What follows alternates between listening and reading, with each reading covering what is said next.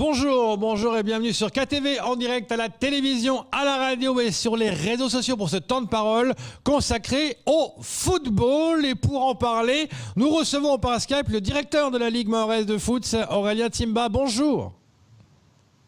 Bonjour Léonard, bonjour à tous vos téléspectateurs. Alors, j'espère qu'on va vous voir à l'écran. Là, je ne vous ai pas vu. Merci d'être présent. Alors, Aurélien, une bonne nouvelle. Il y a eu le tirage au sort de la Coupe de France. Ça veut dire que c'est bon, on peut enfin repartir pour des matchs importants à Mayotte?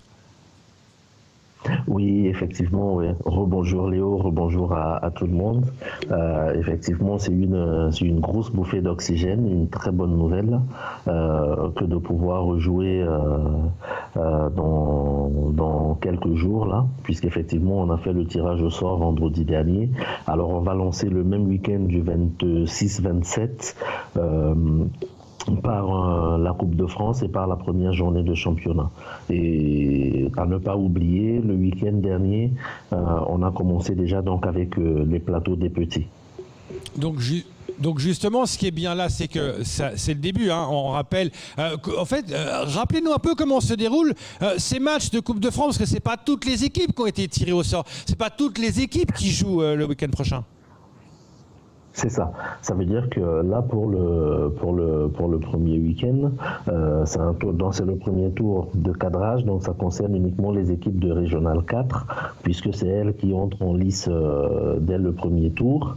Et c'est pour ça que, notamment, les rencontres de Coupe de France ont lieu le dimanche, et que les matchs de championnat vont donc se jouer le samedi, pour les Régional 1, Régional 2 et Régional 3, et que le dimanche on aura donc la Coupe de France, ce premier tour, avec uniquement les équipes de Régional 4. Et comment va se dérouler après pour le second tour? Comment ça va se passer cette Coupe de France? Donc comme là, sur le principe, donc la Coupe de France, on repart sur 7 tours, puisque jusqu'à là, il n'y a pas de contre-indication. Comme vous savez, l'année dernière, on a eu la possibilité donc d'organiser ce premier 7e tour, qui nous a permis d'avoir un représentant au 8e tour. Et comme notre représentant a brillamment réussi son parcours, on a également été qualifié pour les 32e de finale. Donc il y aura, à l'issue du premier tour, il y aura un deuxième tour où vont rentrer donc les équipes de Régional 2 et Régional 3, et puis les équipes de Régional 1 de Régional 1 ne rentrent que au 3e tour. À noter donc qu'à l'issue de ce premier tour, on a donc désormais 64 équipes qualifiées pour continuer la compétition. C'est important, cette reprise, ça fait du bien de revoir les joueurs. Quel état d'esprit, justement, sont les équipes aujourd'hui, Aurélien? Les équipes, comme tous les amoureux du football, sont impatients. Tout le monde est impatient parce que je vais poliment appeler ça une trêve. La trêve a été plutôt longue, en sachant aussi que même si l'année dernière, il y a eu quelques rencontres, elles ont concerné pas toutes les équipes, et que les dernières rencontres ont eu lieu au mois de janvier pour les dernières finales. Pardon. Pour les dernières finales, et qu'à l'issue des finales, donc on a des équipes par exemple qui ont été éliminées tout de suite au mois d'octobre, donc qui depuis le mois d'octobre n'ont pas repris la compétition. Donc là ça va être intéressant justement, dont tout le monde est plutôt impatient, et c'est l'occasion aussi de rappeler que même dans l'impatience, continuons tous à observer les gestes qu'il faut. On a nous demandé notamment que les équipes déclarent bien référent Covid, c'est-à-dire qu'il faut qu'on continue à se comporter aussi comme si le virus, et d'ailleurs c'est comme ça, puisque le virus n'est pas totalement vaincu, il est toujours là. Donc il faut aussi en amont qu'on fasse attention, qu'on fasse le nécessaire pour que les compétitions puissent bien se dérouler, et que nous ne soyons pas obligés de les arrêter à un moment ou à un autre pour quelque raison que ce soit. Justement, Aurélien, on parle souvent de vaccination. Est-ce que c'est demandé aux joueurs de foot de se faire vacciner pour jouer, ou ça reste non pas une obligation mais un conseil? Ben, disons que c'est une question un peu sensible et si vous me posez la question, moi, Aurélien Timbaye-Lombo, est-ce que je me suis fait vacciner? Je vous dis oui. Maintenant, c'est à chacun et là, je pense que la Ligue, je ne sais pas si véritablement la Ligue a un mot à dire là-dessus. La vaccination, c'est une question de santé publique et on sait tous, donc, par rapport à ce qui se passe, moi, personnellement, j'ai choisi de faire confiance aux gens dont c'est le métier, qui nous disent qu'il faut atteindre une immunité collective et pour ça il faut que les gens soient vaccinés. Donc personnellement je suis allé me faire vacciner et ça fait déjà un petit moment. Après je pense aussi que dans un pays républicain avec tout ce que ça comporte, il faut que chacun puisse avoir le choix de se faire vacciner ou non. En tout cas, une chose est sûre, c'est que nous, il n'y a pas d'obligation là-dessus. C'est pour ça aussi que les référents Covid dans les clubs sont importants parce qu'ils vont pouvoir jouer aussi ce rôle de nous remonter éventuellement les cas dans les clubs pour qu'il n'y ait pas un cluster qui se déclenche à nouveau et on sait que le football crée de l'attente, on sait que les matchs vont créer aussi une attente autour des compétitions et dans les stades. Donc voilà, on espère que tout le monde sera prudent et même si on ne peut pas nous obliger les vaccins ou quelque autre forme de traitement que ce soit. Kamara Boura, qui est à l'écoute, vous pose cette question. Est-ce qu'après plusieurs mois sans compétition, Aurélien, est-ce qu'il était nécessaire de reprendre directement avec une compétition de grande envergure comme la Coupe de France ? De toute façon, bonjour Camar, de toute façon, il fallait bien reprendre par une compétition, quelle qu'elle soit, que ce soit la Coupe de France ou le championnat, toutes les compétitions sont importantes. Et sans faire offense aussi à nos joueurs, les équipes de Régional 4 qui rentrent en lice, qui rentrent en lice le 27, là aussi, ça reste dans un premier temps, la première confrontation se fait entre équipes de Régional 4. Donc toutes les équipes sont logées à la même enseigne, puisque aucune n'aura fait un match de compétition officiel avant l'autre. Donc l'un dans l'autre, je pense que ça se tient. Et autre question, avec ces élections qui vont se dérouler ce week-end, beaucoup de candidats parlent de rénovation des stades et de construction de nouveaux stades. Est-ce que la Ligue a émis également des doléances aux candidats concernant le football de demain ? C'est une question un peu sensible, mais je sais que les quelques personnes que je ne veux pas citer du tout, qui nous ont approchés en parlant de ces questions-là, nous on leur a dit aussi, ce n'est un secret pour personne, que nous manquons cruellement d'infrastructures. On a simplement rappelé les leviers qui existent en disant ok, si vous avez des projets, vous savez qu'au niveau de la Fédération française de football, également, il y a un dispositif, donc le FAFA, équipement, qui certes ne finance pas intégralement le projet, mais qui participe quand même pour la construction et la réalisation de nos projets. Donc nous, on ne peut que rappeler les leviers existants pour que chacun puisse en profiter, entre guillemets, et naturellement que nous puissions après accompagner nos élus dans la réalisation de ces projets parce que ça va nous servir à tous. Évidemment, c'est pour ça on explique pourquoi on ne peut pas accueillir, supposons un 32e ou un 8e de finale avec le PSG, on ne pourrait pas l'accueillir à Mayotte parce qu'on n'a pas la structure uniquement. C'est uniquement à cette raison-là, ce qui fait que rêvons un peu, Aurélien, une équipe, les Diables Rouges se requalifient, ils font un super parcours, ils affrontent le PSG, on a un beau stade, le PSG vient à Mayotte, ce serait génial pour Mayotte. Tout à fait, ils affrontent l'Olympique de Marseille, c'est effectivement ce sera une très bonne chose pour le football mahorais et on se le disait, puisque généralement le 8e tour a lieu au mois de décembre. Au mois de décembre en métropole il fait plutôt froid, ça veut dire que cette équipe va se déplacer à Mayotte en plein soleil. Et comme les Mahorais, nous savons aussi accueillir les gens. Donc ça veut dire que cette équipe qui viendrait, on pourrait aussi bien l'accueillir autant à l'extérieur du terrain avec tout ce que nous savons faire de bien. Et puis même sur le terrain, ça peut être un moment de communion exceptionnel au niveau du football. Mais comme vous l'avez rappelé, toujours est-il que il faudrait qu'on ait les installations adéquates pour pouvoir accueillir et recevoir une équipe là de ce niveau. Aurélien, on est en pleine période de l'Euro. Ce soir, la France va jouer. Avant de parler de ce match important, Aurélien, j'aimerais votre sentiment par rapport à ce fait, à ce drame qu'on a vécu en direct. Heureusement, il va mieux. Le joueur Eriksson qui tombe, qui a fait un malaise cardiaque, un footballeur de haut niveau. Quand on est footballeur de haut niveau, Aurélien, est-ce qu'on pense à ça? Est-ce qu'on a peur? Et comment est-ce que des clubs ont réagi? Comment on réagit face à ce qui se passe là? Est-ce que les gens ont cette crainte-là quand ils rentrent sur un terrain de foot?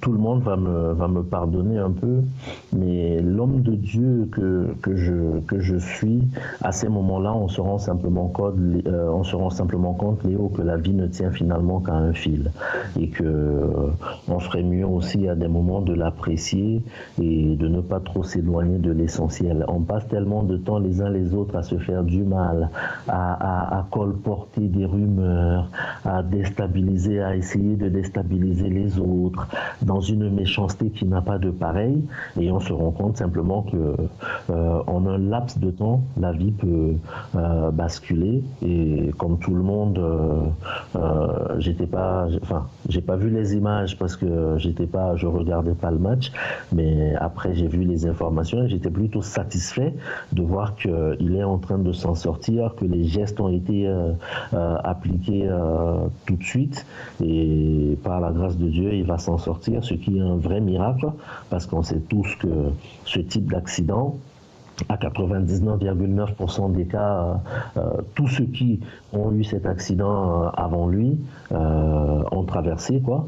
Donc voilà, c'est là aussi un appel pour bien dire aussi à nos joueurs de bien penser à faire les traditionnelles visites médicales quand elles s'imposent, parce qu'il s'agit d'abord de leur santé, et que par la suite on peut aussi éviter des accidents. Parce que vous imaginez, si un joueur de cette trempe-là, qui joue dans les plus grands clubs du monde, arrive à avoir ce genre de pépin, ça veut dire que tous les sportifs et sportives peuvent être sujets à ça. Donc il ne faut pas minimiser l'aspect visite médicale quand elle s'impose, puisque maintenant le certificat médical est valable 3 ans.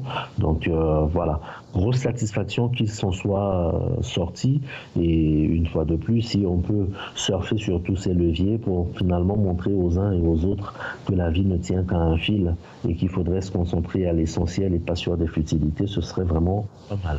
Et l'essentiel pour vous, évidemment, enfin en parlant de football, c'est ce soir, 22h pour nous, 21h pour vous, vous êtes en métropole. La France qui commence, qui rentre dans son euro. Votre sentiment, Aurélien, par rapport à ce match important pour nous? Je ne sais pas si je suis forcément un peu objectif, mais pour le coup, tout le monde me pardonnera d'être un peu chauvin. Pour moi, on a la meilleure équipe du monde. On a un rang de favoris à défendre et à respecter et à faire respecter. C'est très bien aussi que Karim soit à nouveau en équipe de France.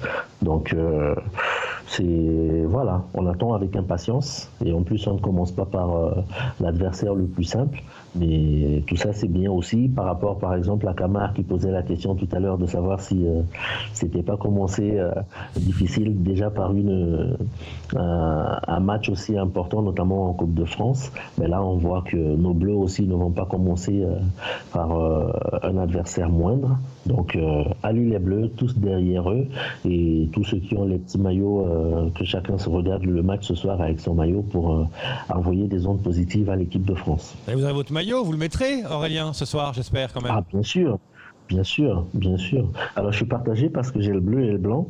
Non, je sais pas trop. Je m'adapterai à la couleur qu'aura l'équipe de France. Oui, d'ailleurs, vous avez du bleu et du blanc derrière vous, hein, quand même. Hein. Il faut quand même répéter ça, Aurélien. Un pronostic pour ce match ce soir. Allez, on se lâche.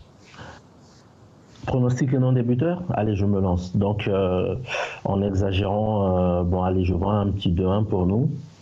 Et 2-1 pour nous, 2-1 pour nous, but de Karim et de Giroud qui rentre. Ah ouais, pas de but de Mbappé. Vous voyez pas Mbappé mettre un petit goal? Il viendra. Et ça fait rêver d'avoir un joueur comme Mbappé à Mayotte quand même. Vous imaginez, est-ce que ça peut s'organiser? Ça, tiens, vous êtes à Paris, vous pouvez rencontrer la fédération. Est-ce que vous pouvez organiser par exemple la venue d'un joueur comme ça aussi prestigieux? Mayotte, il y a eu des joueurs qui sont venus à Mayotte comme ça pour le foot, mais ce serait génial pour le foot mahorais, non? Vous savez, et comme les élections à la Ligue sont passées, donc je peux vous dire que vous savez quand il y a eu par rapport à notre stade, moi j'ai assisté par exemple à des discussions au bureau du président Le Gret où le président Bonazeki lui disait à Noël si on inaugure le stade de Cavani, ça peut être bien que donc s'il y a une grosse inauguration d'un stade aussi important qui pourrait nous permettre, sans mettre de pression à personne, hein, bien sûr, s'il peut y avoir quelque chose dans ce sens, je pense qu'un déplacement pourrait se justifier.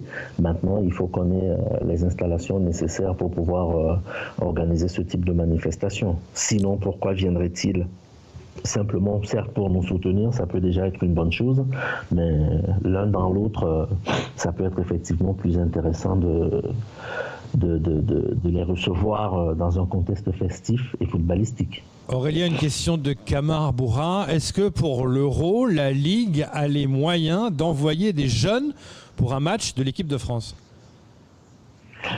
Cette année, c'était un peu particulier avec les restrictions. On l'a fait en 2016. On l'a fait aussi avec la Coupe du Monde féminine. Malheureusement, en 2018, avec la Coupe du Monde en Russie, c'était aussi un petit peu plus compliqué parce que, notamment en 2016, c'était aussi un petit peu plus accessible et pareil pour la Coupe du Monde, puisque les compétitions se déroulaient à la maison. Là, c'est un petit peu plus compliqué d'organisation. Et au vu des restrictions, vous avez vu que, par exemple, le match de ce soir, il n'y a que 2000 places pour les nous. Français, ouais. Ça veut dire que c'est pas simple. Donc comme la compétition se passe dans un contexte particulier, malheureusement nous on ne va pas organiser de déplacement de ce type. Après, si jamais il y a une finale au bout, on ne sait pas ce que la fédération pourrait nous permettre de faire, mais why not? Ce serait bien ça. Imaginez, on est en finale et il y a des jeunes de Mayotte qui pourront voir la finale, qui se passerait à Wembley, à Londres. Je vous dis déjà ça pour organiser les billets d'avion. Je vais commencer à regarder ça de très très près. Ça peut effectivement être une très bonne chose. Non, mais c'est vrai que c'est toujours une grosse bouffée d'oxygène. J'ai en mémoire, par exemple, le déplacement de nos jeunes pour l'Euro 2016.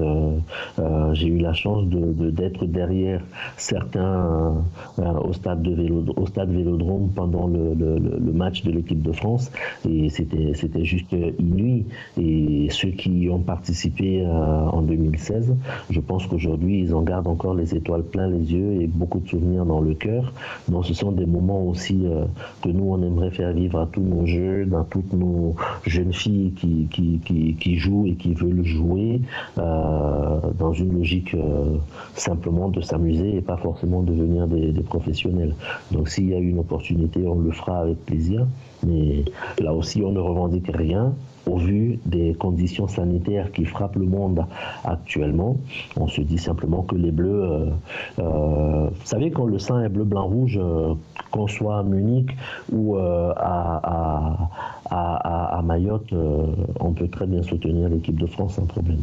Merci beaucoup Aurélien d'être intervenu ce matin. On rappelle votre pronostic 2-1 pour le match de ce soir. Et puis la Coupe de France à Mayotte qui redémarre le 27. Passez une excellente journée et bon match ce soir.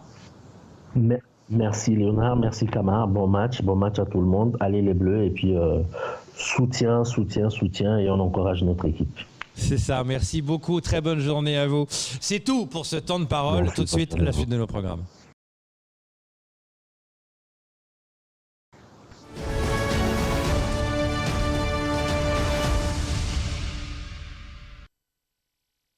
optez pour la gamme de produits